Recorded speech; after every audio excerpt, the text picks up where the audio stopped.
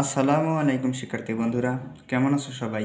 Welcome to my channel to learning university admission টেস্টে free কোর্সে আজকের হিসাব বিজ্ঞান ক্লাসের 11তম ক্লাসে তোমাদেরকে জানাই অসংখ্য স্বাগতম। তো পূর্বে 10টা ক্লাসের লিঙ্ক আই বাটনে আছে এবং ইংরেজিরও ক্লাসের লিঙ্ক আই বাটনে আছে, তোমরা চাইলে দেখে নিতে পারো। তো আজকের এই 11 নম্বর ক্লাসে আমরা কোন বিষয় নিয়ে আলোচনা করব তোমরা স্ক্রিনে দেখতে পাচ্ছ এবং থাম্বনেল দেখেই বুঝে নিয়েছো। তো আমরা আজকে এই ভিডিওতে 4টা বিষয় কাভার করব। 4টা বিষয়ের প্রথমটা কি? একটা হচ্ছে সংশোধনী জাবেদা, সমন্বয় জাবেদা, সমাপনী জাবেদা এবং কার্যপত্র। এই 4টা বিষয় প্রতিটা ইউনিভার্সিটি প্রশ্ন করে থাকে। অনেক নলেজেবল জ্ঞান বা অনেক নলেজেবল থিওরি এখানে আছে, অনেক অঙ্ক আছে, কিছু সমন্বয় আছে। তো তোমাকে অবশ্যই ভালোভাবে শিখতে হবে, জানতে হবে এই অধ্যায় থেকে। তো ফার্স্ট অফ অল আমরা দুটো কোশ্চেন দেখব ইউনিভার্সিটি অ্যাডমিশনের, যেটা হচ্ছে ঢাকা ইউনিভার্সিটি এবং রাজশাহী ইউনিভার্সিটি। তো দুটো কোশ্চেন দেখে তোমাদের একটা আইডিয়া চলে আসবে যে এই অধ্যায় থেকে কী ধরনের কোশ্চেন হতে পারে। তো তোমরা স্ক্রিনে দেখতে পাচ্ছ যে এখানে দেখো 12,800 টাকার বেতন হিসাবের বইতে লেখা হয়েছে কত? 18,200 টাকা। সংশোধনী এন্ট্রি, এটা এন্ট্রি টাকায় কত হবে? তার মানে 12,800 টাকার বেতন হিসাবের বইতে লেখা হয়েছে 18,200 টাকা। তার মানে টাকাটা কি কম লেখা হয়েছে নাকি বেশি লেখা হয়েছে? অবভিয়াসলি বেশি লেখা হয়েছে, কারণ তোমার টাকা ছিল 12,800 টাকার বেতন, তুমি সেখানে কি লিখছো? 18,200 টাকা লিখছো। তাহলে কত টাকা বেশি লিখেছো সেটাই তোমাকে কি করতে হবে? খুঁজে বের করতে হবে। তো তোমার ফর এক্সাম্পল মনে করে যে দুইটা অপশন দেওয়া আছে। তো প্রথম অপশনটা কী আছে? বেতন হিসাব ডেবিট 18,200 টাকা, নগদান হিসাব ক্রেডিট 18,200 টাকা। তো আমাদের অ্যাকচুয়ালি এখানে সংশোধন করতে হবে। তোমাকে বলেই দিয়েছে, দেখো সংশোধনী এন্ট্রির হিসাব মানে টাকা কত হবে বলতেছে, যে সংশোধনী এন্ট্রির টাকা কত হবে। তাহলে এই যে জাবেদাটা, এই যে লেনদেনটা হয়েছে, এই লেনদেনটা তোমাকে সংশোধন আগে করতে হবে, দেন টাকার পরিমাণ সহকারে সঠিক উত্তর তোমাকে যাচাই করতে হবে বা বাছাই করতে হবে। তো সেটা আমরা দেখি। তো প্রথম কটা আমাদের হবে না, কারণ এখানে তুমি সংশোধন করো নাই। কি করছো? এখানে দেখো বেতন হিসাবে 18,200 আছে, এখানেও নগদান হিসাব ক্রেডিট 18,200 আছে, কিন্তু আসলে এখানে নগদের কোনো কথা এখানে নেই, শুধুমাত্র বেতন কথাটা আছে। বিষয়টা ভালো করে বুঝতে হবে। এখানে শুধুমাত্র একটা হিসাবের কথা আছে, কি হয়েছে? বেতনের গরমিল হয়েছে। আদার্স যে কোনো হিসাব ওটা ঠিক আছে, শুধুমাত্র গরমিল হয়েছে কি বেতন। বেতনে 12,800 টাকা লেখা উচিত ছিল, লেখা হয়েছে 18,200 টাকা। তাহলে বেতনে গরমিল। তাহলে জাবেদারা কি হয়েছিল? অ্যাকচুয়ালি জাবেদারা মানে অরিজিনাল জাবেদারা হয়েছিল এরকম যে বেতন হিসাব ডেবিট আরটা কি নগদান হিসাব ক্রেডিট। এটা হচ্ছে অরিজিনাল জাবেদা, ঠিক আছে। কিন্তু আমাদের নগদের এখানে কোনো কথা এখানে নেই, তাই আমাদের নগদের জিনিসটা এখানে আনবো না। যদি অপশনেও থাকে তাও হবে না। তাহলে যেহেতু সংশোধন করতে হবে, তাহলে অন্য একটা হিসাব নিয়ে আসতে হবে। সেই হিসাবটার নাম কি? অবশ্যই জানো, সেটা হচ্ছে অনিশ্চিত হিসাব। কারণ এখানে নগদ বাদে পাওনাদারও হতে পারতো, দেনাদারও হতে পারতো, তাই না? তাহলে এই কারণে আমরা এই অনিশ্চিত হিসাবটা নিয়ে আসি, কারণ কোন হিসাব হবে সেটা আমাদের জানা নাই, তাই না? এই কারণে অনিশ্চিত হিসাবটা নিয়ে আসি। তাহলে অনিশ্চিত হিসাব ডেবিট 5,400, বেতন হিসাব ক্রেডিট 5,400। কেন হলো এখন দেখো, এখানে তোমার বেতন কত আছে? 12,800 টাকা আছে না? তাহলে আচ্ছা আমি নিচেই করি, দেখো 12,800 টাকা আর লিখছ কত? 18,200 টাকা। তাহলে 18,200 টাকা। তাহলে তোমার কয় টাকা গরমিল লিখেছো বা কয় টাকা তুমি বেশি লিখেছো সেটাই তো তোমাকে সংশোধন করতে হবে, তাই না? তাহলে 18,200 থেকে তুমি যদি 12,800 টাকা মাইনাস করো, তাহলে অ্যাকচুয়ালি টাকার পরিমাণ দাঁড়াবে 5,400 টাকা, ঠিক আছে। তাহলে কি দাঁড়ালো? 5,400 টাকা বের হলো। ওকে ওকে ওকে তাহলে কি হচ্ছে আমাদের? 5,400 টাকা তোমার কি বেশি লিখেছো। তাহলে অনিশ্চিত হিসাবটা 5,400, আর বেতন তোমাকে টাকাটা কম লিখতে হবে, সে কারণে বেতনটাকে ক্রেডিট করতে হবে। তুমি যেটাকে কমাই ফেলবা সেটাকে ক্রেডিট করতে হবে, মানে তুমি যেটাকে ভ্যানিশ করতে চাচ্ছ সেটা ক্রেডিট করতে হবে। যদি সেটা ডেবিট হয় ক্রেডিট, আর যদি সেটা ক্রেডিট হয় তাহলে হবে ডেবিট হবে। আশা করি বুঝতে পারছো। ওকে, তাহলে আমাদের 5,400 টাকা গরমিল হয়েছে, টাকাটা আমি বেশি লিখেছি, তাহলে আমাদের টাকার পরিমাণটা কম লিখে এই সংশোধন করতে হবে। তাহলে সংশোধনে যাবে এটা কি, অনিশ্চিত হিসাব ডেবিট 5,400 টাকা ডেবিট, বেতন হিসাব ক্রেডিট 5,400 টাকা। ওকে, আই থিঙ্ক তুমি বুঝতে পারছো বিষয়টা। পরবর্তী আরেকটা ইউনিভার্সিটি কোশ্চেন, সেটা হচ্ছে রাজশাহী বিশ্ববিদ্যালয়ে 17-18 সালে আসছিল। দেখো, ধারে ক্রয়কৃত যন্ত্রপাতি লিপিবদ্ধ করা হয় কোন জাবেদায়? তাহলে তোমাকে যে সকল জাবেদাগুলান আছে, সমন্বয় জাবেদার ভিতরে যেসব জাবেদাগুলান আছে, যেরকম নগদ জাবেদা, নগদ প্রদান প্রাপ্তি জাবেদা, ধারে ক্রয় জাবেদা, তারপর বিক্রয় ফেরত জাবেদা, মানে এক কথা সাধারণ জাবেদা এবং প্রকৃত জাবেদা, যে জাবেদাগুলান আছে এই জাবেদার ভিতর এই ধারে ক্রয়কৃত যন্ত্রপাতি এটা কোথায় লিপিবদ্ধ হবে সেটা তোমাকে লিখতে হবে।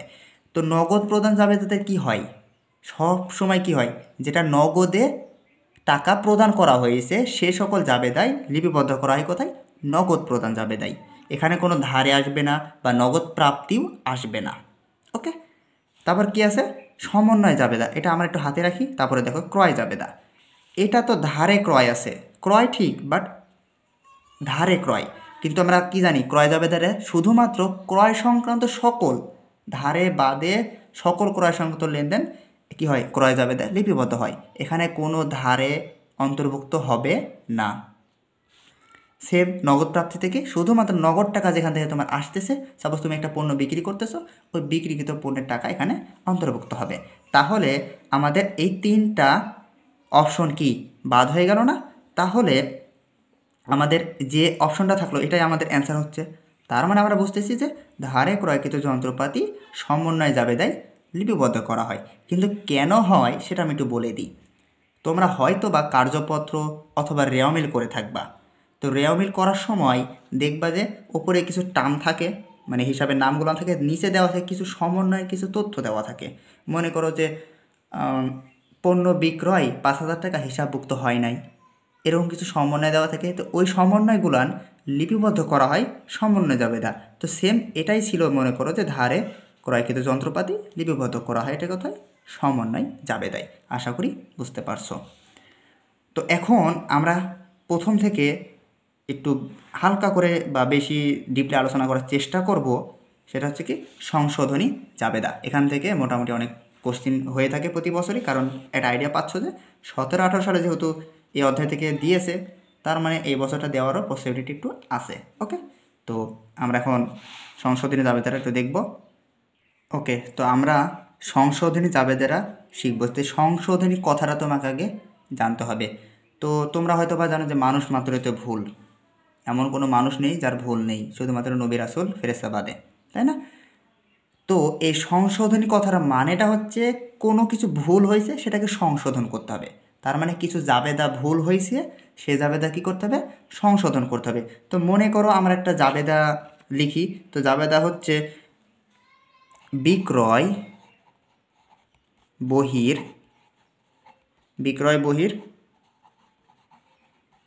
যোগফল, বিক্রয় বহির যোগফল কত, 500 টাকা কম লেখা হয়েছে, কম দেখানো হয়েছে বা লেখা হয়েছে।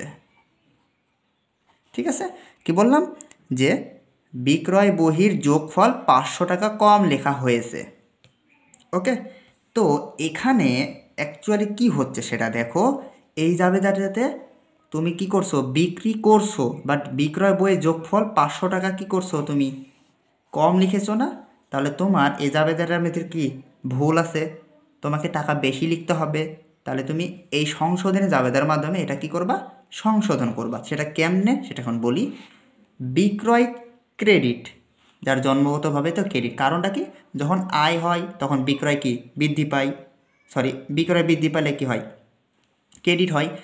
তো বিক্রয় এখানে কম লেখা হয়েছে, যদি বিক্রয়কে যদি আমি বৃদ্ধি করি, তাহলে যেহেতু বৃদ্ধি করার কারণে বিক্রয় যদি ক্রেডিট, তাহলে আবারও যদি বৃদ্ধি করি তাহলে সেটা আরও ক্রেডিট হয়ে যাচ্ছে। মনে করো তুমি আর আয় হয়েছিল, মানে অ্যাকচুয়ালি আয়টা কি, মানে এইভাবে লিখি তাহলে বুঝতে পারবা তোমরা। বিক্রয় এটা হচ্ছে ক্রেডিট। ওকে, এখন তোমার এই 500 টাকা তুমি কম লিখছো, তাহলে তুমি যদি বিক্রয়কে বেশি করতে চাও তাহলে ক্রেডিট হবে না, নাকি ডেবিট হয়? কখনো হয় না। যদি বিক্রয় কম হয় তাহলে সেক্ষেত্রে ডেবিট হয়, কিন্তু এখানে বিক্রয় তোমাকে বৃদ্ধি করা হচ্ছে, তাহলে তোমার ক্রেডিট ফাংশন হচ্ছে না আবারও, তাহলে এখানে হবে 500 টাকা। আর কোন হিসাবে হয়েছে সেটা তো আমাদের জানা নাই, তাই না? তাহলে এখানে একটা হবে কি অনিশ্চিত হিসাব। ওকে, অনিশ্চিত হিসাব ডেবিট 500 টাকা। কারণ কোন হিসাবে হয়েছে 500 টাকা সেটা তো আমাদের জানা নাই, কারণ আমরা জানছি যে বিক্রয়ের সাথে হয়েছে, ঠিক আছে। আর অনিশ্চিত মানে কোন হিসাব থেকে আসছে সেটা আমাদের জানা, অন্য কিছু হতে পারে, দেনাদার পাওনাদার নগদান যে কোনো একটা হতে পারে, অথবা বাকিতে হতে পারে, ঠিক আছে। এটা হচ্ছে সংশোধনী জাবেদার একটা বেসিক কনসেপ্ট গেল। ওকে, তো এখন তোমাকে কিছু বিষয় জানতে হবে, সেটা হচ্ছে এই সংশোধনী জাবেদা কখন তোমাকে সংশোধন করতে হয়। তো তোমাকে দেখতে হবে যে এই সংশোধনী জাবেদা কখন তুমি সমাধান করতেছো। একটা হচ্ছে রেওয়ামিলের পূর্বে, আরেকটা হচ্ছে রেওয়ামিলের পরে, আরেকটা হচ্ছে চূড়ান্ত হিসাবে প্রস্তুতের পর। তো তার আগে তোমাকে আরেকটা বিষয় জানতে হবে, সেটা হচ্ছে ভুল কিন্তু দুইটা হয় এই সংশোধনী জাবেদা করার কারণ ভুল হয় বলে।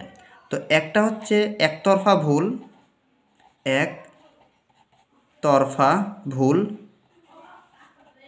ওকে। আরেকটা হচ্ছে কি দুই তরফা ভুল, দুই তরফা ভুল, ঠিক আছে।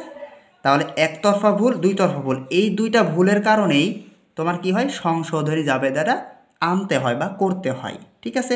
তো আমরা প্রথম যে জাবেদাটা করলাম এটা হচ্ছে একতরফা ভুল, কারণ এটা একদিকের ভুল হয়েছে, কারণ বিক্রয় বইয়ের সাথে আর কোনো হিসাব এখানে নাম নাই, তাই একদিকের ভুল হয়েছে। তো আমরা একটা দুতরফা ভুলের একটা উদাহরণ দিই, তাহলে তোমাদের একটা আইডিয়া পাবা আরও বেশি। ওকে, তো মনে করো যে মেশিন ক্রয় কত টাকা, মনে করো 2000 টাকা। মেশিন ক্রয় 2000 টাকা ভুলে ক্রয় হিসাবে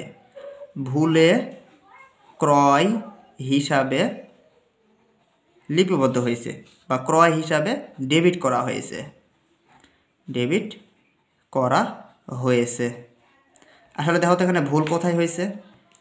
মেশিন হিসাব কত 2000 টাকা, তুমি ভুলে ক্রয় হিসাবে ডেবিট করেছো, মানে মূলধন জাতীয় ব্যয়কে তুমি কি করছো মুনাফা জাতীয় ব্যয় হিসেবে লিপিবদ্ধ করে ফেলেছো। মানে এটা কি ধরনের ভুল হয়েছে? নীতিগত ভুল হয়েছে না? আচ্ছা, তো প্রশ্ন এভাবে আসতে পারে যে এটা কি ধরনের ভুল? নীতিগত ভুল, কারণ এখানে মূলধন জাতীয় ব্যয়কে তুমি মুনাফা জাতীয় ধরে ফেলেছো, এটা কারণে নীতিগত ভুলের উদ্ভব হয়। ওকে, তো এখানে দেখো এটা তুমি দুই তরফা ভুল, কিন্তু একটা হচ্ছে মেশিন, একটা হচ্ছে ক্রয়। ওকে, এখন এই ভুলটা তোমাকে কি করতে হবে? সংশোধন করতে হবে। কার মাধ্যমে? সংশোধনী জাবেদার মাধ্যমে। তাহলে তোমাকে কোনটা কমাইতে হবে বা কোনটা বাদ দিতে হবে?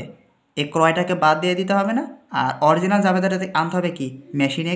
তাহলে যেটা তুমি কমাবা সেটাকে ক্রেডিট বানাবা, আর যেটা তোমাকে ঠিক করতে হবে সেটাকে ডেবিট বানাইতে হবে। তো মেশিন এটাকে ডেবিট বানাইতে হবে, তাহলে মেশিন হিসাব ডেবিট 2000 টাকা। আর এখানে যেহেতু ক্রয় আমাদের ভুলে লেখা হয়েছে, তাহলে আমি ক্রয়টা ডেবিট ছিল ওটাকে ক্রেডিট বানাই দিতে হবে। ক্রয় হিসাব ক্রেডিট 2000 টাকা, ঠিক আছে। এই হচ্ছে তোমার দুই তরফা দাখিলার ভুল, ঠিক আছে। আশা করি বুঝতে পারছো।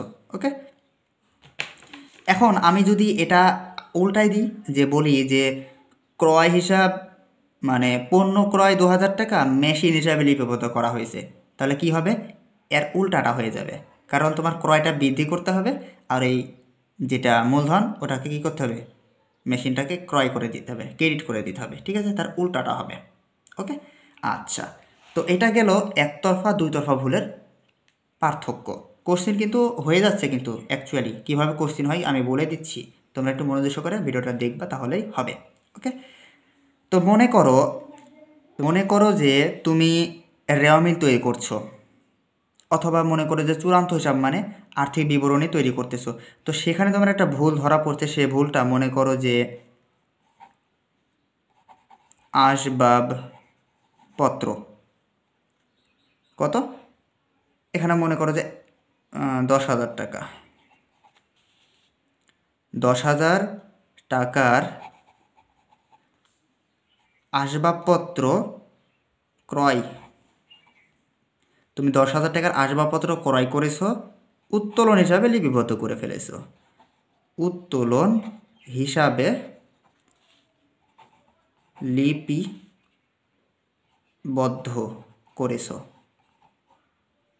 করেছেন অথবা করেছো। ওকে, তো এখানে দেখো তো তুমি আসবাবপত্র ক্রয় করেছো 10,000 টাকায়, কথাটা ঠিক আছে আমাদের।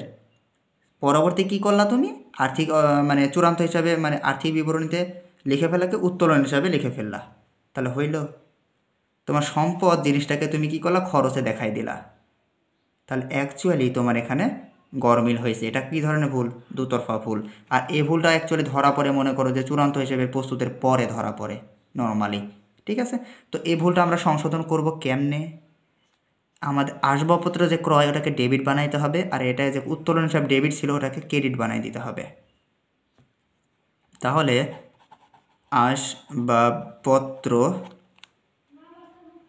আসবাবপত্র হিসাব ডেবিট, ওকে, তারপরে হচ্ছে উত্তোলন হিসাব ক্রেডিট। তাহলে টাকার পরিমাণটা কত আছে, 10,000 টাকা। দাবেদা কমপ্লিট। ওকে, এখন প্রশ্ন আসতে পারে, বললো যে 10,000 টাকার আসবাবপত্র ক্রয় উত্তোলন হিসাবে লিপিবদ্ধ করেছেন, তো সংশোধনী জাবেদায় সঠিক জাবেদাটা লিখুন। তখন তোমাকে কি করতে হবে, এই যে সংশোধনী জাবেদাটা করলাম যে আসবাবপত্র হিসাব ডেবিট, উত্তোলন হিসাব ক্রেডিট, এটা হচ্ছে সংশোধনী জাবেদা, টাকার পরিমাণটা সেম থাকবে, ঠিক আছে। এটা হচ্ছে একতরফা দুতরফা ভুল এবং সংশোধনী জাবেদা যদি তোমার কাছে আসে সেই ক্ষেত্রে এগুলো তুমি এভাবে সলভ করবা। ওকে, আর যদি একতরফা ভুল হয় তাহলে অনিশ্চিত হিসাবটা আনবা, কারণ একতরফা ভুল এই কারণে আসে কারণ কোন হিসাবে একটা ভুল হয়েছে তোমার সেটা জানা নাই, এই কারণে অনিশ্চিত হিসাবটা আনা হয়, ঠিক আছে। তুমি যখন পরবর্তীতে জানবা ওই অনিশ্চিত হিসাবটা বা কি ভ্যানিশ করে দিতে হয়, ঠিক আছে। তো যাই হোক, ওটা খুব একটা কম বেশি আসে না, জাস্ট একতরফা ভুলটাই আসে যে মনে করো যে বিক্রয় হিসাবে জের 2,000 টাকা কম লেখা হয়েছে, অথবা ক্রয় হিসাবে জের 2,000 টাকা কম লেখা হয়েছে, এগুলো হচ্ছে একতরফা ভুল। ওকে, আচ্ছা, তো আশা করি বিষয়টা বুঝতে পারছো। তো মনে করো আমার আরেকটা একতরফা ভুল দিয়ে সংশোধনে জাবেদা শেষ করে দিব, কারণ সংশোধনে জাবেদা একতরফা দুতরফা ভুলেরই কার্যক্রম। আশা করি এই উদাহরণটা দিয়ে আরও বিষয়টা তোমার আরও বেশি ক্লিয়ার হয়ে যাবে। তো মনে করো যে ক্রয় বহি 5,000 টাকা বেশি দেখানো হয়েছে,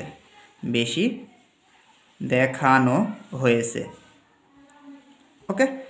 তো ক্রয় বইয়ে তোমার 5,000 টাকা তুমি বেশি দেখাইছো, তাহলে তোমার একটা লস হয়েছে না লাভ হয়েছে, অবশ্যই এটা ক্ষতি হবে, ঠিক আছে। তোমার আয়টা কমে যাবে, তুমি যত বেশি খরচ দেখাও তোমার আয় কমবে না, তাহলে ব্যবসার কি লাভ হবে নাকি লালবাতি জ্বলবে, অবশ্যই লালবাতি জ্বলবে।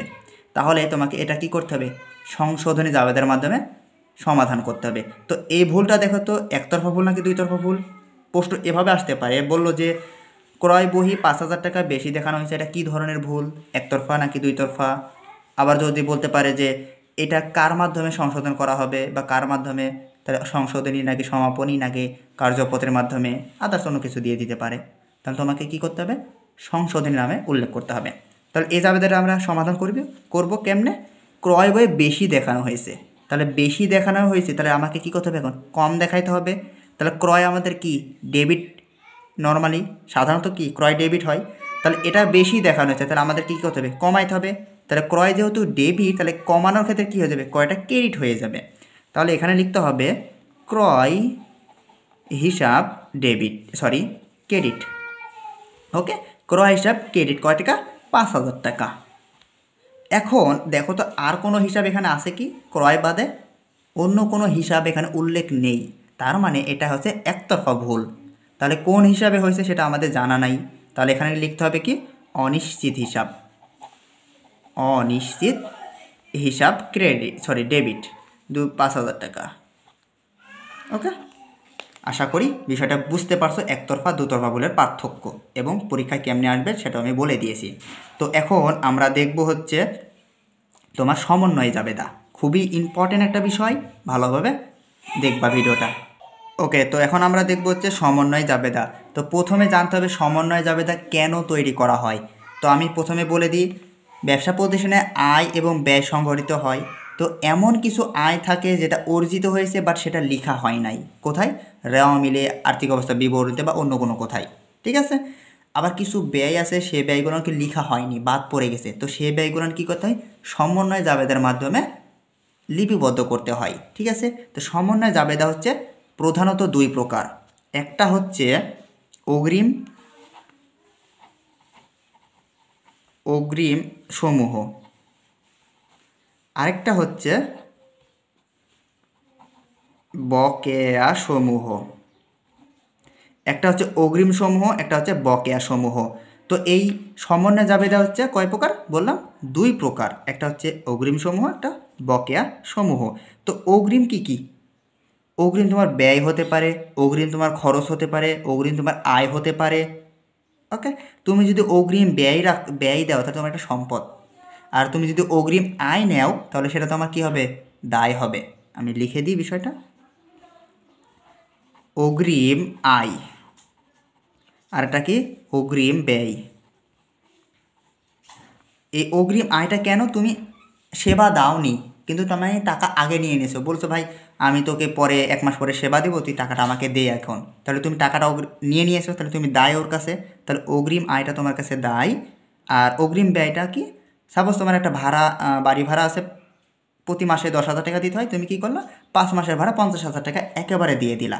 তাহলে তুমি এখানে কি অ্যাকচুয়ালি সম্পদ হচ্ছে, তাহলে এটা কি সম্পদ, কি সম্পদ, চলতি সম্পদ হয়ে গেল তখন, চলতি সম্পদ। আর এটা কি, চলতি দায়।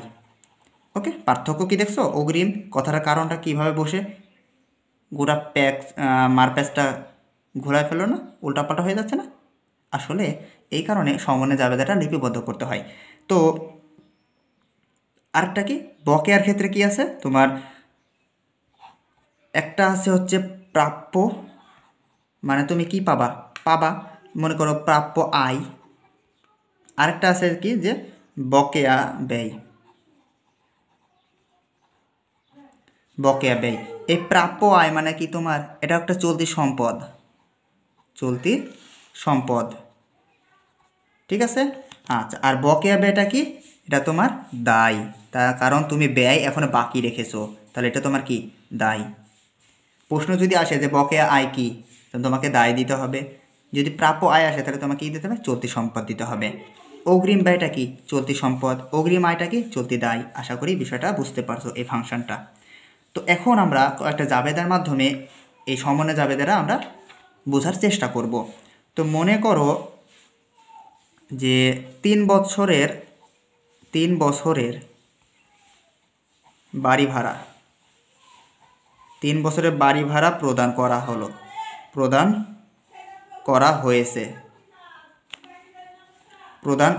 হয়েছে। তাহলে কি 3 বছরের বাড়ি ভাড়া তুমি একেবারে প্রদান করেছো, মনে করো যে 3600 টাকা। ঠিক আছে, কত, 3600 টাকা। যার কি হলো, যার কি চলতি বছরে কি হয়েছে, যে ব্যয় হয়েছে 1200 টাকা, 1200 টাকা।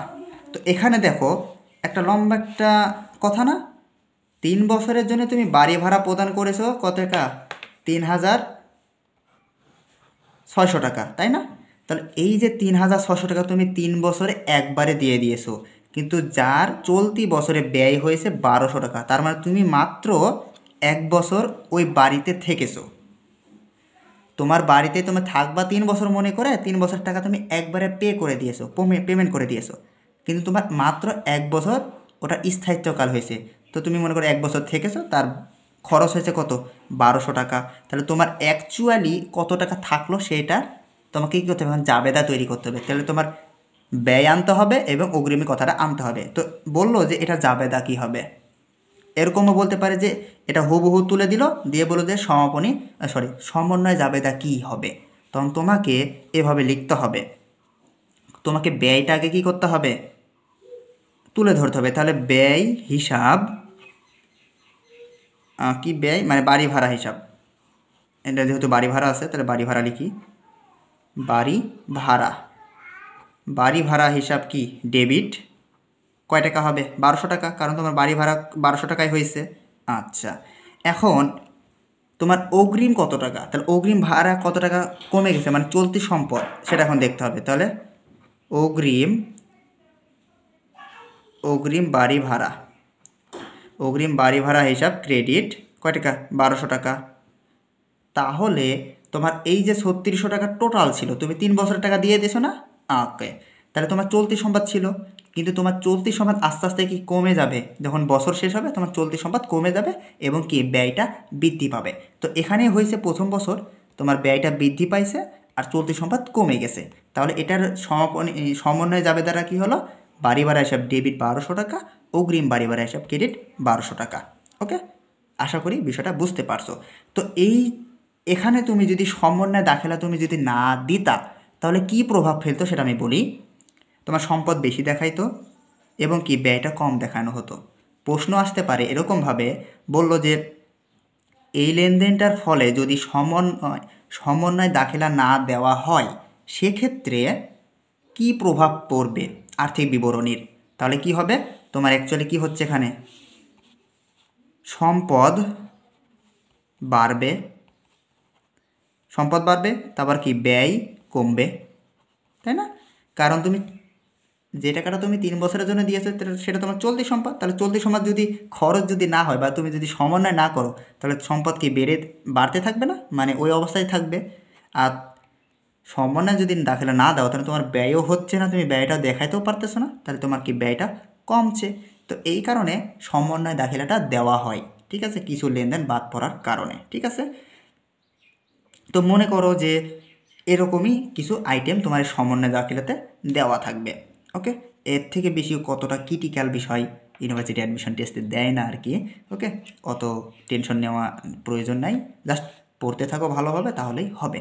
ওকে ওকে, তো এখন আমরা আরেকটা জাবেদা দিয়ে তোমাদের এই সমন্বয় জাবেদাটা শেষ করব, দেন আমরা পরবর্তী যে সমাপনী জাবেদার আছে সেটা দেখব, কার্যপত্র দেখব। ওকে, তো মনে করো একটা লেনদেন যে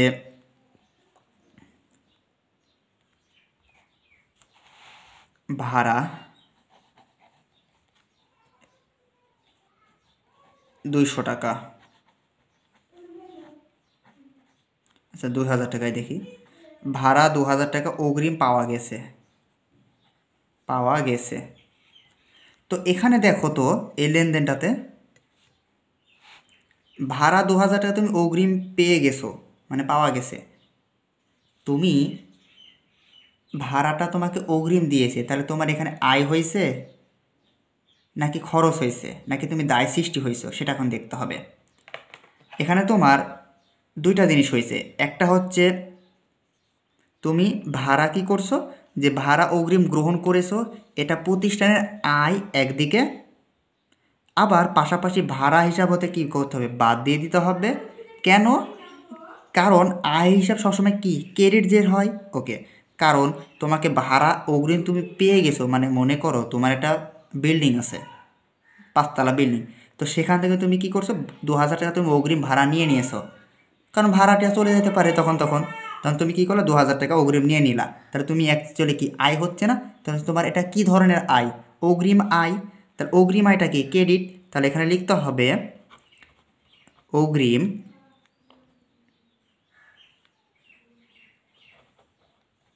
ভাড়া প্রাপ্তি, তাই না? অগ্রিম ভাড়া প্রাপ্তি না, তাহলে অগ্রিম ভাড়া প্রাপ্তি কয় টাকা, 2000 টাকা, ঠিক আছে এটা।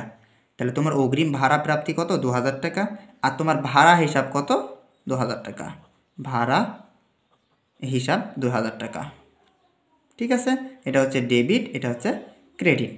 কেন হলো, এখানে দেখো অগ্রিম তুমি ভাড়া পাইছো, তাহলে তোমার এটা কি দায়, এটা হচ্ছে দায়, আর তোমার অ্যাকচুয়ালি কি ভাড়াটা কি অ্যাকচুয়ালি তো খরচ তো হবে, তাহলে ভাড়া হিসাব ডেবিট এই কারণে। ওকে, তাহলে অগ্রিম ভাড়া প্রাপ্তি এটা তোমার দায় 2000 টাকা, আর ভাড়া এটা খরচ, কারণ অরিজিনাল যে ভাড়া ওখান থেকে বাদ দিয়ে দিতে হবে, তখন ভাড়া হিসাব ডেবিট হয়ে যাবে, ঠিক আছে। আশা করি সমন্বয় যাবে দ্বারা বুঝতে পারছো। ওকে, তো এখন আমরা দেখব হচ্ছে সমাপনী জাবেদা। ওকে, তো সমাপনী জাবেদা কেন দেওয়া হয় সেটাকে জানতে হবে, কারণ একটা ব্যবসা প্রতিষ্ঠান আর্থিক বছর শেষে কিছু হিসাবপাতি কি করে দেয়, ক্লোজ করে দেয়, এই কারণে সমাপনী জাবেদাটা আনতে হয়। তো সমাপনী দাখিলার মাধ্যমে যে সকল হিসাব বন্ধ করা হয় সেগুলো তোমাকে আগে জানতে হবে। একটা হচ্ছে সকল প্রকার আয়, একটা কি সকল প্রকার আয়, সকল প্রকার আয়, 2 নম্বর কি সকল প্রকার ব্যয়, সকল প্রকার ব্যয়, আরেকটা হচ্ছে মালিকের উত্তোলন, মালিকের উত্তোলন, উত্তোলন। তাহলে এই 3টা বিষয় তোমাকে কি করে দেয়, বন্ধ করতে হয়। কখন? সমাপনী জাবেদার মাধ্যমে বন্ধ করা হয়।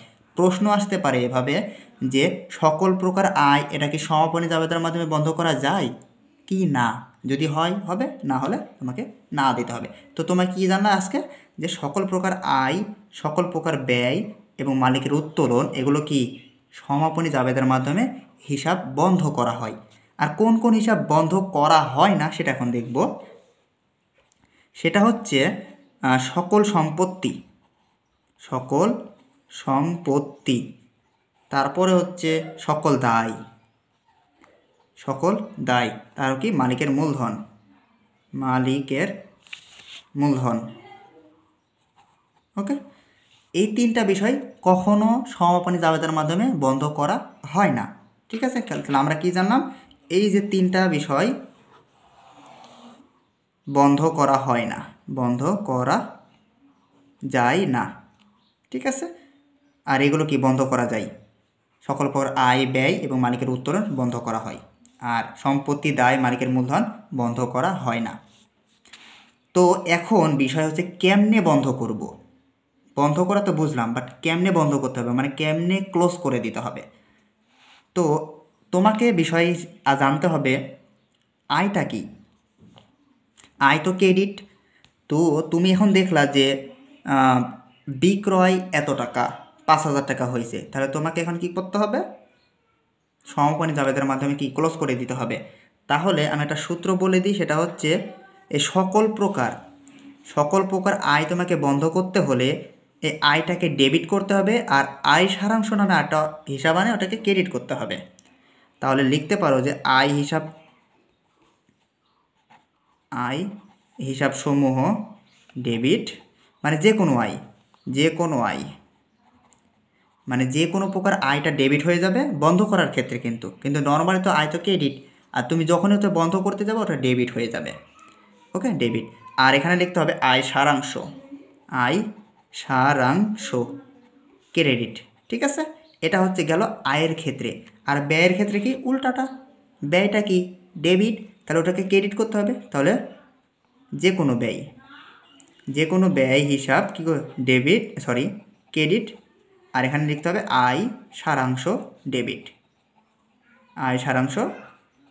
ঠিক আছে, তাহলে বুঝতে পারলে আশা করি যে কোনো আয় ডেবিট করে দিতে হবে আর আয় সারাংশ ক্রেডিট করতে হবে, আর যে কোনো ব্যয় ক্রেডিট হবে, আর যে কোনো আর বিপদটা কি আয় সারাংশ ডেবিট হতে হবে।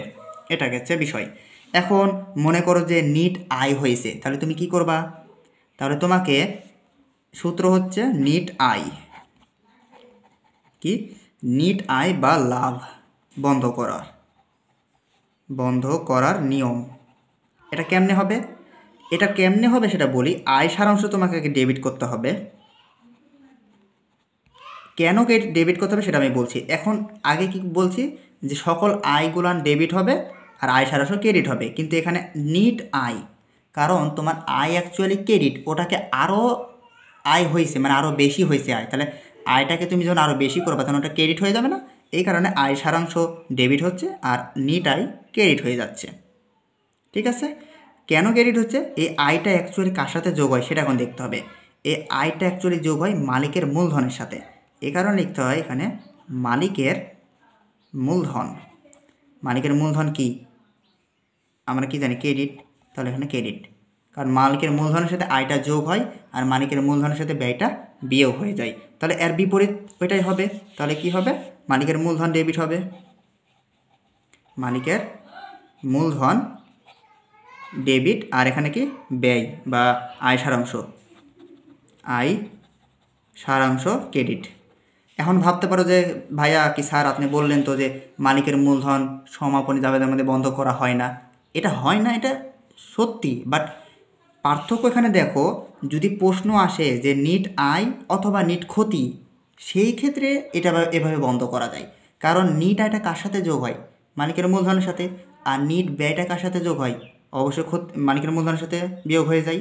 তো এটাই হচ্ছে এই কারণে এই মালিকের মূলধন কথাটা আনা হয়, আদারওয়াইজ নর্মালি কিন্তু বন্ধ হয় না। ঠিক আছে, আর আরটা কী আছে, মালিকের উত্তোলন। তো এটা কেমনে বন্ধ হয় সেটাও বলে দিই। তো মালিকের উত্তোলনটা হবে এইভাবে যে মালিকের মূলধন হবে ডেবিট, মালিকের উত্তোলন হবে ক্রেডিট। কারণ উত্তোলন ডেবিট, ওটাকে কমা বন্ধ করতে হলে ক্রেডিট করতে হয়। তাহলে এখানে লিখতে হবে উত্তোলন হিসাব ক্রেডিট, আর এখানে লিখতে হবে মালিকের মূলধন, মালিকের মূলধন ডেবিট। ঠিক আছে, আশা করি বিষয়টা তুমি বুঝতে পারছো। তো এখানে তুমি চাইলে স্ক্রিনশট দিয়ে নিতে পারো এই অংশটুকু, অথবা ভালো করে ব্যাক করে আবার ভালোটা ভিডিওটা দেখলে তুমি আশা করি বুঝতে পারবা। ওকে, আচ্ছা। তো আমাদের সংশোধনী সমন্বয় সমপরি জাবেদা শেষ হলো। এখন লাস্ট কার্যপত্র কয়েকটা বিষয় আছে, সেটা আমি বলে দিচ্ছি। ছোটো একটা বিষয়, অতটাও হার্ডলি কিছু নয় ওখানে। তো কার্যপত্রর ইংরেজি ওয়ার্ড কি? ওয়ার্কশিট। কার্যপত্র কি? ওয়ার্কশিট। ঠিক আছে, ওয়ার্কশিট। তো এই ওয়ার্কশিট কার্যপত্র এটা একটা হিসাব চক্রের ঐচ্ছিক ধাপ। এটা কি? হিসাব চক্রের ঐচ্ছিক ধাপ। এটা কি? হিসাব চক্রের একটা কি ঐচ্ছিক ধাপ। তুমি চাইলে এটা করতেও পারো, না করতে পারো, ডাজ নট ম্যাটার, যে করতে হবে এটা কোনো বাধ্যতামূলক না কিন্তু। ঠিক আছে, এটা একটা ঐচ্ছিক ধাপ। তো এই ওয়ার্কশিটের কিন্তু 3টা ঘর আছে। একটা হচ্ছে 8টা ঘর, তারপরে হচ্ছে 10 ঘর, একটা 12 ঘর। আমরা নর্মালি 8টা ঘরেই এই 10টা ঘর করি। 8টাও না, 8 আর 10 এই দুটোর ভিতরে 12টা আমরা করি না অ্যাকচুয়ালি। সর্বোচ্চ 10টা ঘরের করি। একটা হচ্ছে রেওয়া মিল, যেটা ডেবিট ক্রেডিট, তারপর হচ্ছে সমন্বয় ডেবিট ক্রেডিট, সমন্বিত রেওয়া মিল, তারপরে আয় বিবরণী, তারপরে উদ্বৃত্ত বিবরণী। এই 5টা ঘর, 5 দুগুণে 10 ডেবিট ক্রেডিট নিয়ে। ঠিক আছে, এটা হচ্ছে বিষয়।